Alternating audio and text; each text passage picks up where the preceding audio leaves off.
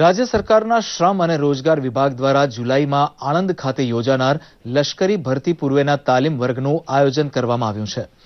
રાજ્યભરમાં 53 તાલીમ કેન્દ્ર પરથી લશ્કરમાં ભરતી થવા ઈચ્છતા 1590 જેટલા યુવાનોને ભરતી પૂર્વેની નિઃશુલ્ક તાલીમ અપાઈ રહી છે.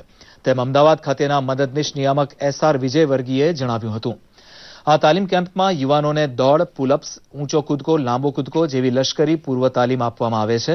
તેમજ લેખિત પરીક્ષા માટે ગણિત, વિજ્ઞાન, સામાન્ય જ્ઞાન અને કમ્પ્યુટરનો અભ્યાસ પણ દરરોજ વિષય નિષ્ણાત શિક્ષકો દ્વારા કરાવવામાં આવતો હોવાથી તાલીમાર્થી યુવાનોએ ખુશી વ્યક્ત કરી હતી.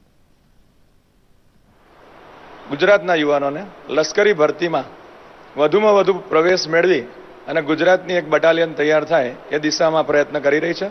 ગુજરાત સરકાર દ્વારા આખા રાજ્યમાં કુલ 53 તાલીમ વર્ગો શરૂ કરવામાં આવ્યા છે અને હાલ 53 વર્ગ દ્વારા 1590 તાલીમાર્થીઓને ગુજરાત સરકાર તાલીમબદ્ધ કરી લશ્કરની પ્રક્રિયામાં જોડવા માટે તત્પર છે. ફિઝિકલ માટે ઘણા છોકરાઓ ફેલ થતા હોય છે, તેના માટે અમને અહીં સારા કોચ મળે છે જે અમને ફિઝિકલ માટે સારામાં સારી ટ્રેનિંગ આપે છે.